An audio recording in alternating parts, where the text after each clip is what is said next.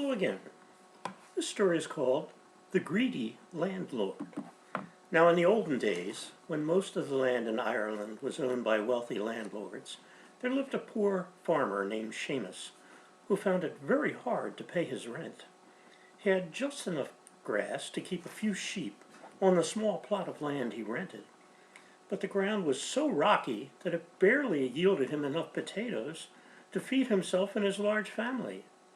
Daisy, the cow who provided them with milk, was old, and at last the day came when she was too old to be of any use to them anymore, so Seamus decided he must take her to market. Now, he hated to part with her, as she was like a member of the family, but he knew that they badly needed the money she could bring at market. "Be sure to get a good price for her," his wife warned him. "Otherwise we'll not be able to pay the rent this month." Seamus put his cap on his head and set off down the road with his old cow.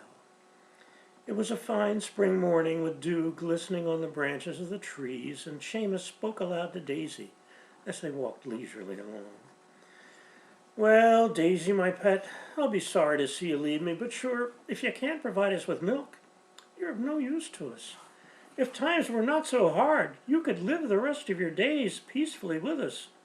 But our landlord is so greedy, demanding a high rent from us for such a poor piece of land that we need every penny we can make to pay him." Now, wishing aloud for a better life, Seamus soon covered more than half of the 6-mile journey to town. As he and Daisy rounded a corner on the narrow road, they both noticed a gap in the stone wall. Before he could stop her, Daisy had squeezed herself into the field and was enjoying the richest, greenest grass that Seamus had ever seen in those parts. There was a small hill in the center of the field, and it was on that hill that Daisy parked herself and refused to be driven back out onto the road. Seamus tried bullying and coaxing her, but to no avail. He was beside himself, wondering how to get out of such a predicament, when he suddenly noticed a small man wearing a pointed green hat approaching him from the other side of the hill. Seamus made a great effort to push Daisy towards the gap in the wall, but she would not budge an inch. Thinking that this little man must be the owner of this fine green hill, Seamus started to apologize for Daisy's behavior. The little man greeted Seamus and admired his cow. "Is it off to market you are with her?" he asked. "'Tis," said Seamus, "if I can move her off this hill. She's never before seen such fine grass, and to tell you the truth, neither have I. In all my years traveling to market on this road, I never before noticed such a fine hill." "That's because I never wanted you to see it," said the little fellow with a smile and a twinkle in his eye. Seamus was completely bewildered. The little man began to laugh and then to explain. "This is a magic hill you're on. It belongs to the fairy people. I'm their shoemaker, the one known as the leprechaun." At this, the little man gave a small bow and continued. "On fine days, I bring my work out here into the sunshine, but usually both the hill and myself are invisible to humans. Today, as I was working away, I overheard you talking and wishing for a better life. I can help you, Seamus. I'd like to buy your cow." Seamus was still in a state of shock, but mention of buying the cow brought him back to reality. He examined the little man more closely now and saw that he was well dressed in a suit of bottle green, and his shoes were made of the finest leather Seamus had ever seen, each bedecked with a big silver buckle. Realizing that the little fellow was serious about buying Daisy, Seamus explained, "I must get a good price for her, or I'll not be able to pay my rent. What price can you give me?" At this, the little fellow began to chuckle. "Oh, the best price in the world, Seamus," said he, and he handed Seamus a small leather purse.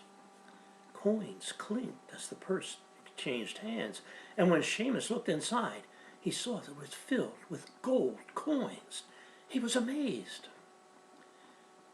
"If I may say so," said Seamus, "there's more than enough gold in this purse to pay for my old cow." "That's right," said the leprechaun. "But you'll be able to buy a nice young cow at market to replace her, and have some gold left over to buy other necessities. If you take good care of that purse, Seamus, it will always take care of you. But it will only work for you, and no other. It is a magic purse, and will never be empty." Seamus could hardly believe the good luck that had befallen him. He felt the soft leather of the purse in the palms of his hand, and he heard the musical clinking of the coins. "May I ask you why you are helping me in this way?" asked Seamus, "since it's well known that leprechauns do not like to part with their gold." "I felt sorry for you, Seamus, and for all the poor farmers like yourself who are forced to pay high rents to inconsiderate landlords. Off with you now to market and buy yourself a fine young cow. Daisy will be providing me with the finest of milk now that she has eaten the magic grass in the fairy hill. If you should ever need my help, just look for Daisy on this hill. The day you see Daisy again, you will also see myself." The leprechaun turned on his heel and strolled up the hill, with Daisy by his side. At the top of the hill, he called down to Seamus, who was still transfixed to the same spot, "Mind you take good care of that purse." Then he and Daisy disappeared. It took Seamus several minutes to collect and arrange his thoughts, and when he realized that he truly held a purse of coins in his hand, he peeked inside to make sure that they were indeed gold coins. Convinced at last that he was not dreaming, Seamus set off on the road to market. Now the sun was shining high in the sky by the time he arrived in the busy market square, and a great hunger came over Seamus when he passed the hotel and smelt the delicious aroma of boiled bacon and cabbage. The crust of bread he had put in his pocket that morning did not seem so appetizing to him now, and he decided to try out his new-found wealth on a good dinner. He had never before had money enough to eat at the hotel, and he felt awkward and shy upon entering. But all trace of shyness vanished when he saw the steaming plate of bacon and cabbage that was placed before him. He lathered butter on the floury potatoes and enjoyed every morsel of the dinner. And when his plate was empty, he ordered another and enjoyed it just as much as the first. He was attracting some attention at the hotel, which was frequented mainly by rich landlords and their squires. All eyes were on Seamus when he produced a gold coin from his purse to pay for his dinner. Many heard the clink of other coins in the purse and wondered where Seamus had come upon such wealth. With his purse held tightly in his fist, Seamus stretched himself and went outside to look for a new cow. The delicious taste of his dinner of bacon and cabbage prompted Seamus to buy a pig and a sack filled with cabbages to bring home to his family, and as he was bidding for a cow, he noticed a fine mare for sale, and she was attached to a sturdy cart. Seamus had always longed for a horse and cart to help with his work, and the thought that his journeys to and from the market would be greatly shortened convinced him to buy the horse and cart as well as the cow. There was many a tongue wagging as Seamus left the marketplace and set off for home that day. He was sitting on the cart behind his mare, the pig sat in the cart with the cabbages, and the new cow, tied to the cart, trotted along behind. Now Seamus was as poor as any man in the county, but that day many a man had seen him take gold coins from his leather purse, and everyone wanted to know how Seamus had suddenly become wealthy. But he managed to keep his secret to himself until he arrived home. Then he shared his story with his wife. He poured a small stack of gold coins out onto the table, and the children all gathered around, wide-eyed, to see such magic in their own little cottage. For even though the gold coins were on the table, the purse was already filled with more. Again and again they asked Seamus to repeat the story, and he did. He elaborated on how happy Daisy had been to find the magical grass on the fairy hill, and how she would be well cared for by the leprechaun. The entire family was so involved with the story and the gold coins before them that they did not notice a figure watching them secretly through the window. It was none other than Billy Bogwater, the landlord's agent. He had been in town that day and had seen Seamus produce the gold coins at the hotel and in the market square. Curiosity overtook him, so he followed Seamus home from market, and now he knew the secret. Just wait till the landlord finds out, thought Billy to himself. Oh, he'll be sure to reward me if I bring him this great news. And off he hurried up to the big house. It was now late in the evening, and the landlord had gone to bed. Billy told the servant who opened the door that it was a matter of urgency, and he had to see the landlord immediately. Candles were lit, and after much shuffling and mumbling, the landlord himself appeared. The sight of him always frightened Billy, as he was a tall, imposing figure of a man who never smiled. The corners of his mouth were in a constant droop. But a light appeared in his eyes when Billy told him the story of the gold coins.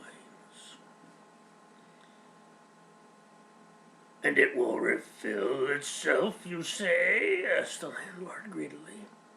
"Then you will have to get it for me." Billy had not thought far enough ahead to realize that he would be the one required to steal the purse from Seamus. But how?" he stammered. "Oh, come on, man, use your wits," ordered the landlord. "Swap the purse for a similar-looking one. It can't be too difficult. You must go to his house tomorrow and demand the rent money. While you are there, you must somehow make an exchange. Bring me the magic purse and leave an ordinary one in its place. You will be rewarded if you succeed." Without another word, the landlord turned and went up the candlelit staircase, throwing huge misshapen shadows upon the wall. The next morning, Seamus was surprised to find the landlord's agent at his door, demanding the rent money. "You're 2 days early, you know," Seamus told him. "The landlord is getting worried about you," replied the agent. "He says I'm to evict you if you don't have the money." A big smile spread over Seamus' face. "Ah, but I do," he said, and he pulled his leather purse out of his pocket. He turned his back to the agent, and having taken out the rent money, he placed the purse on the table. Cheerfully, he handed the coins to the agent, who was frantically searching for a way to distract Seamus so he can exchange an ordinary leather purse for the magic one. "What are you hiding in that big sack over there by the fireside?" he asked gruffly. "I'm not hiding a thing," said Seamus, turning his back on the agent and walking over to the sack. "Look, nothing in here but cabbages." Seamus opened the sack and displayed its contents to the agent. "Right, so," said the agent, suddenly in a hurry to beat a hasty retreat, since he had taken the magic purse while Seamus had his back turned. The purse he had left in his place was filled with copper pennies. It was not long before Seamus discovered that he had been tricked by the landlord's agent, and it was not long before the landlord discovered that he had been tricked. But by whom? He was not sure. The agent brought him a bag filled with dust, mixed with a few pennies. And when it was emptied, it did not refill itself, as the agent had promised. So, instead of giving him a reward, the landlord fired him for causing him this disappointment, and banished him from his lands. Poor Seamus was now as poor as ever before, and very miserable without his magic purse. Suddenly, he remembered the words of the leprechaun. "If you need my help, look for Daisy on the hill." So Seamus set off down the road as fast as he could go, and he was not at all sure that the leprechaun was a man of his word, and he began to talk aloud to himself. Maybe I'll never see the leprechaun again, or Daisy either. No sooner were these words out of his mouth when Seamus rounded a corner of the narrow road, and behold, Daisy, happily grazing on the green fairy hill. Seamus' heart began to pound in his chest as he hopped over the stone wall and approached his old cow. And before he reached her, the leprechaun appeared from behind the hill, and Seamus gave a big sigh of relief. The leprechaun smiled up at him. I am indeed a man of my word, Seamus. I have taken the height of good care of your cow, and now I will help you as I promised. Seamus looked over at Daisy and noticed that she had gained weight and her coat was shining. And as the leprechaun already knew of his misfortune, he did not need to retell the sad tale. I will help you to teach that greedy landlord a lesson he will not forget, said the leprechaun. And in answer to the question in Seamus's eyes, he said, and your magic purse will be returned to you. What must I do? Asked Seamus eagerly. The leprechaun handed Seamus a leather purse very similar to the one that he had before, but no coins jingled inside. Instead, it felt as if the purse contained a small stick. You must go to the landlord and explain that this is another magic purse.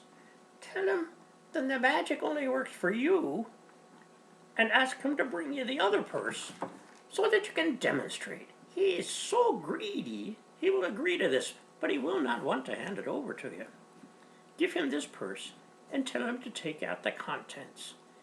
He will remove the stick, and then you must call out, Stick, do your work, and the stick will start beating him and will not stop until you give the command. You will soon have both magic purses returned to you, Seamus. Now off you go. I don't think you'll need my help again. And in the blink of an eye, both Daisy and the leprechaun vanished, and Seamus soon found himself on the road towards the big house. As he traveled along, he worried that the magic stick might be too small to teach the landlord a lesson, but he bravely continued on his journey until he found himself knocking on the landlord's door. He was left waiting in the hallway for a considerable length of time, and his courage nearly departed. But he was still standing, holding the leather purse, when the landlord finally made an appearance. He eyed the purse in Seamus's hand and listened to the story, and just as the leprechaun had predicted, the landlord retrieved the stolen purse, but refused to hand it over to Seamus. These magic purses only work for me, said Seamus, but I'll let you see what I have in this one. And he handed over the new purse. The landlord peered inside, frowned, and then began to draw out the stick. But what a stick! It took a long time for the landlord to pull it out of the purse, and when he saw it, it was 3 feet tall and as thick as a stout branch of a tree. Suddenly Seamus called out, Stick, do your work! And the stick began to beat the landlord. He instantly dropped the stick on the ground, but it picked itself up and continued to rain blows on the landlord's head and his arms and legs. He shouted for his servants, who tried to intervene, but they were also beaten by the stick until they ran away in terror. Seamus allowed the stick to continue with the punishment for several minutes, and then informed the landlord that he had to do as he was told if he wanted the punishment to stop. Exhausted and hurt, the landlord surrendered. He knew that he had been outsmarted, and reluctantly he returned both magic purses to Seamus. Seamus was a happy man. He now had great power over the landlord, and forced him to lower the rents for all his tenants. In time, with the help of his gold coins, the landlord was obliged to sell Seamus good farmland, where he and his children, and his children's children, lived happily from that day to this. And that's the story of the Greedy Landlord. Take care, stay well, and read.